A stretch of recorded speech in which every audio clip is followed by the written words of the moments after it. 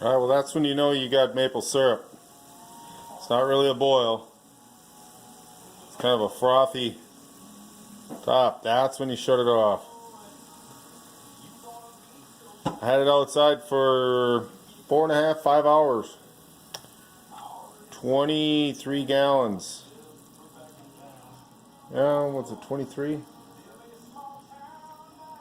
Between 20 and 23, I guess I kind of lost count. I'll have to look at my notes one more time, but that's what you get.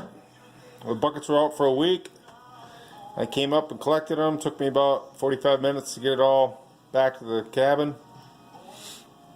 Started the fire at 3:15, got it on at about 3:30, and it's about 8 o'clock right now.